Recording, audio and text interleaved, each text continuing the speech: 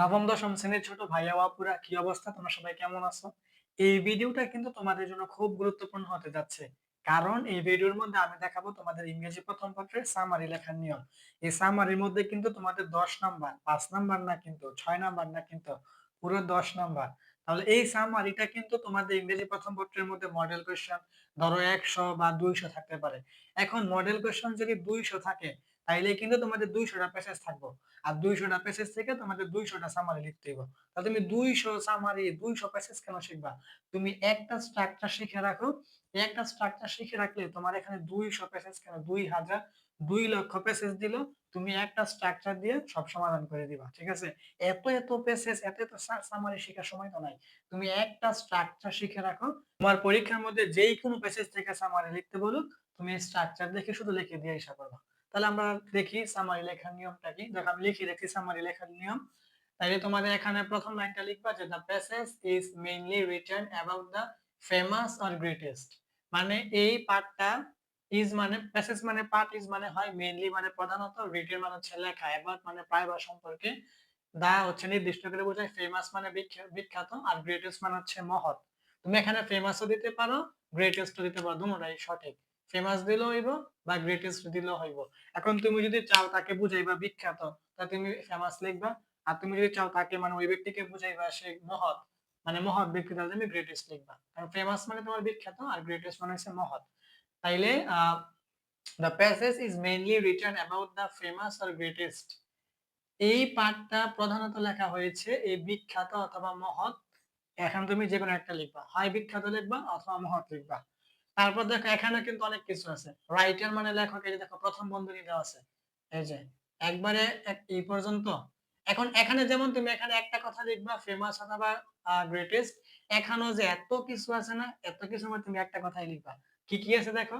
Writer মানে লেখক, poet মানে কবি, ড্রামাটিস্ট মানে হচ্ছে নাট্যকার, নাটক লিখেন, নোবেলিস্ট যিনি নোবেল লিখেন, সায়েন্টিস্ট যে বিজ্ঞান, বিজ্ঞানী, প্রেসিডেন্ট তো বুঝোই রাজা, আর হিউম্যানিটেরিয়ান মানে মানবিক কাজ করে যিনি।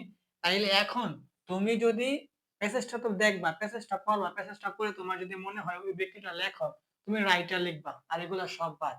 যদি মনে হয় ওই ব্যক্তি কবি, তাহলে তুমি পোয়েট লিখবা, আর সব বাদ। যদি মনে হয় ওই ব্যক্তি তোমার নাট্যকার, তুমি ড্রামাটিস্ট লিখবা। যদি মনে হয় উনি নোবেল লেখেন, তুমি নোবেলিস্ট লিখবা। যদি ওই ব্যক্তিটা বিজ্ঞানী হয়, তুমি সায়েন্টিস্ট লিখবা। যদি ওই ব্যক্তিটা, এটা খুব কম হইব, যদি মানে প্রধানমন্ত্রী হয় বা রাষ্ট্রপতি হয়, তাহলে তুমি প্রেসিডেন্ট লিখবা, এটা খুব কম হয়।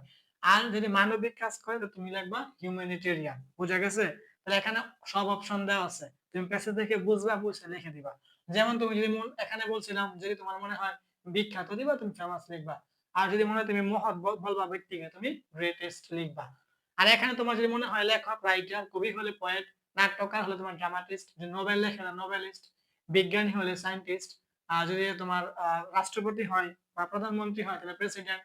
আর যদি তোমার মানবিক কাজ করে, তাহলে হিউম্যানিটেরিয়ান। ঠিক আছে? তারপরে হচ্ছে তোমার এখানে ব্যক্তির নাম। এখন ব্যক্তির নাম, এখানে প্যাসেজটা তুমি যে পড়বা, অবশ্যই এখানে একটা ব্যক্তির নাম থাকবে, মহিলা মানুষ হোক আর পুরুষ মানুষ হোক, একটা নাম তো থাকবে, ওই নামটা লিখবা।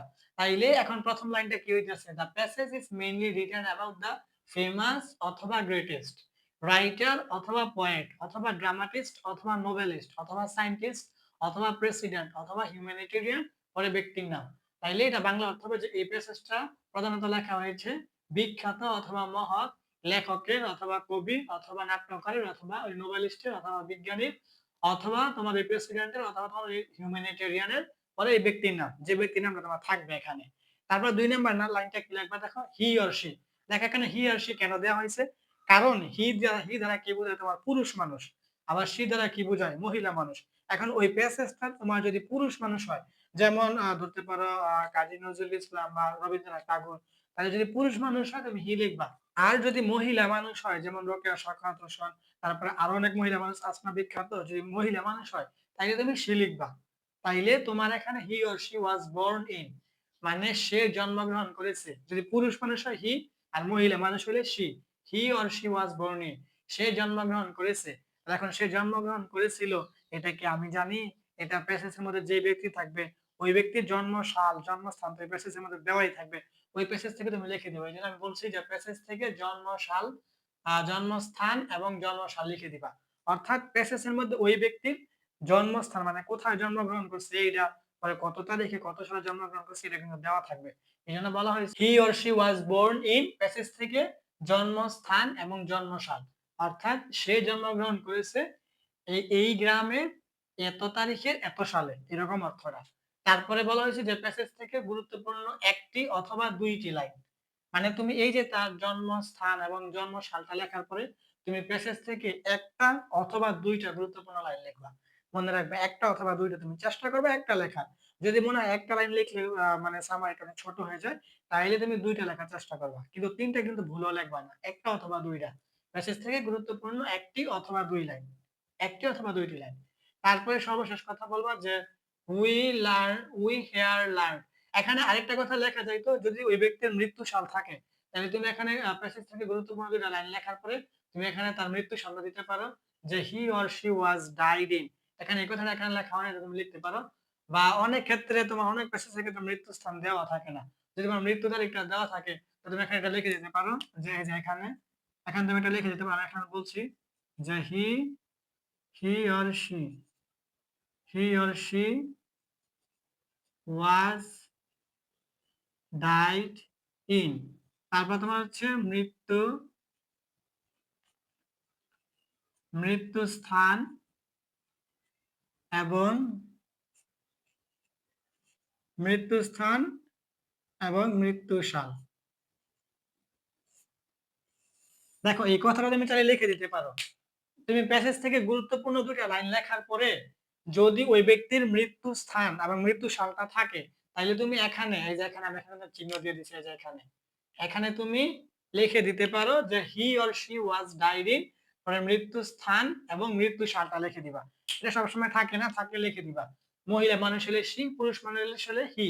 তাহলে প্যাসেজ থেকে গুরুত্বপূর্ণ দুইটা লাইন লেখার পরে তুমি এখানে বলবা হি or she was died in, পরে ওই মৃত্যু স্থান এবং মৃত্যু সালটা লিখে দিবা প্যাসেজ থেকে। লেখার পরে একদম সর্বশেষে বলবা যে we here learned a lot of things by reading the passage and should try to apply his or her ideal in our practical life। তাহলে এই সর্বশেষ লাইনটা কি, মানে আমাদের উই মানে আমরা, হেয়ার মানে এখানে, লার্ন মানে শিখেছি, এ লট মানে অনেক বা প্রচুর, অফ থিংস মানে জিনিস, বাই রিডিং মানে পড়ার ধারা, দা প্যাসেজ এই পাঠটা, এন্ড এবং শুড মানে উচিত, ট্রাই মানে চেষ্টা করা, টু অ্যাপ্লাই, অ্যাপ্লাই মানে আবেদন করে, কিন্তু এখানে বুঝেছে অ্যাপ্লাই মানে বাস্তবায়ন করা, হিজ অর হার, পুরুষ মানুষ হলে হিজ আর মহিলা মানুষ হলে হার, আইডল মানে হচ্ছে তোমার আদর্শ, ইন মানে মধ্যে, আওয়ার মানে আমাদের, প্র্যাকটিক্যাল মানে হচ্ছে বাস্তবিক, লাইফ মানে জীবনের। তাইলে we have learned a lot of things by reading the passage. এই এখানে আমরা অনেক কিছু জানতে পেরেছি এই পাঠটা পড়ার মাধ্যমে বা এই পাঠটা পড়ার দ্বারা।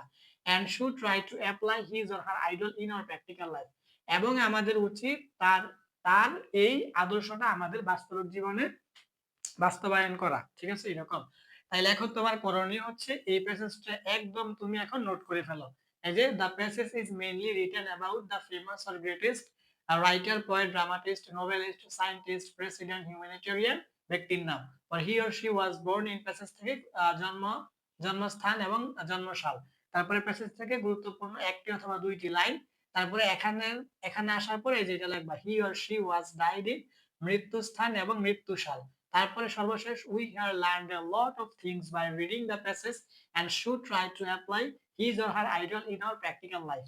আর এখানে নিচে কয়েকটা নোট দিয়ে দিয়েছি আমি, সামারি লেখার সময় এটা মনে রাখবা যে 5টি বাক্য লিখতে হবে। তুমি 5টা বাক্য লেখার চেষ্টা করবা, কিন্তু যদি 5টা বাক্য না পাও তাহলে সর্বোচ্চ আরেকটা বাক্য বেশি 6টা বাক্য লিখবা, এর বেশি যাইবা না। তারপর 2 নম্বর কথা লিখছি যে একটি প্যারাগ্রাফ লিখতে হবে। ওই তুমি এখানে একটা অংশ লিখছো, পরে ফাঁকা করে আরেক অংশ, ফাঁকা করে আরেক অংশ, এভাবে লিখলে কিন্তু হবে না, ডাইরেক্ট কেটে দিবে। তোমার একটা প্যারাগ্রাফে লিখতে হইব। তারপরে 3 নম্বর হচ্ছে প্যাসেজের 3 ভাগের 1 ভাগ লিখতে হইব। যে প্যাসেজটা দেওয়া থাকবে ওই প্যাসেজটা তুমি কি করবা, গুণবা, লাইনগুলা গুনে ওইটা 3 ভাগ করবা, 3 ভাগের 1 ভাগ লিখবা। তারপর হচ্ছে প্যাসেজ থেকে হুবহু লেখা যাবে না। প্যাসেজ থেকে কিন্তু কোনো কিছু হুবহু লিখবা না, তাহলে কিন্তু নাম্বার কম দিবে। এখানে যে আমি বলছিলাম যে প্যাসেজ থেকে গুরুত্বপূর্ণ একটা অথবা দুইটি লাইন তুমি লিখবা, এইটা কিন্তু হুবহু লিখবা না। প্যাসেজ থেকে তুমি খুঁজে বের করবা সে হয়তো কোনো কিছু পুরস্কার পাইছিল বা সে হয়তো কোনো ভালো কাজ করছিল, তো ওইটা তুমি কি করবা, একটু ঘুরায় লিখবা, ঠিক আছে, হুবহু লিখবা না। তারপরে কি বলছি যে নিজের ভাষায় লিখতে হবে। দেখছো, নিজের ভাষায় লিখতে হবে, সবচেয়ে বড় বিষয়, নিজের ভাষায় লিখতে হবে। তারপরে বিবৃতিমূলক বাক্য লিখতে হইব, মানে অ্যাসারেটিভ সেন্টেন্স লিখতে হইব। আছে না ইন্টারগেটিভ সেন্টেন্স, পরে ইম্পারেটিভ, পরে এক্সক্লেমেটরি ওই সেন্টেন্স এখানে আনা যাবে না। শুধু তোমার বিবৃতিমূলক মানে অ্যাসার্টিভ সেন্টেন্স এ লিখতে হবে। ঠিক আছে? তাহলে নবম দশম শ্রেণীর ছোট ভাই ও আপুরা তোমাদের এখন করণীয় হচ্ছে এই প্যাসেজটা এখন এই যে আমি যে স্ট্রাকচারটা দেখাই দিলাম এই স্ট্রাকচারটা তোমরা এখনই যে আমার ভিডিওতে দেখছো এখনই এটা নোট করে ফেলো খাতায়। এখন যে আমার ভিডিও দেখলা এখনই এই সামারি লেখার নিয়মটা তুমি খাতার মধ্যে নোট করে ফেলো। নোট করে A to Z মুখস্থ করে ফেলো। তারপরে তোমার পরীক্ষার মধ্যে যেকোনো প্যাসেজ থেকে সামারি লিখতে বললে তুমি এখানে এই স্ট্রাকচারটা গঠন করে তুমি সামারিটা লিখে দিবা। শুধু পার্থক্য কি হবে? যদি পুরুষ মানুষ হয় তুমি এখানে হি ব্যবহার করবা, মহিলা মানুষ হলে সি ব্যবহার করবা। আর এখানে তোমার ওই যে প্যাসেজ থেকে জন্মস্থান, জন্মসাল এইটা মানুষ অনুযায়ী ভিন্ন হইব। আর এখানে যে মৃত্যু সাল, মৃত্যুস্থান এটা মানুষ অনুযায়ী ভিন্ন হইব। পরে এখানে ফেমাস বা গ্রেটেস্ট যেকোনো একটা দিলেই সঠিক। আর এখানে ভিতরে যে writer, poet, dramatist, noblest, scientist, president, humanitarian এইটাও তোমার ওইখানে ব্যক্তি অনুযায়ী একটু ভিন্ন হইব। আর বাকি সেম। বাকি সবকিছু কিন্তু সেম। বাকি সবকিছু কিন্তু সেম। ঠিক আছে? বাকি সবকিছু সেম। তাহলে এখনই তোমরা এটা নোট করো আর মুখস্থ করে ফেলো। আর তোমরা এখন আর কোন বিষয়ের ভিডিও চাও? ইংরেজি প্রথম পত্র না ইংরেজি দ্বিতীয় পত্র না গণিত না হিসাব বিজ্ঞান না ফিন্যান্স? অর্থাৎ তোমরা কোন বিষয়ের ভিডিও দেখতে চাও এটা আমাকে কমেন্ট করে বলো। তোমাদের কমেন্ট দেখে তোমরা যেই বিষয়ের কথা বলবা আমি ওই বিষয়ের উপরে ভিডিও আপলোড করব। ঠিক আছে? তোমরা কমেন্ট করে আমাকে জানাও।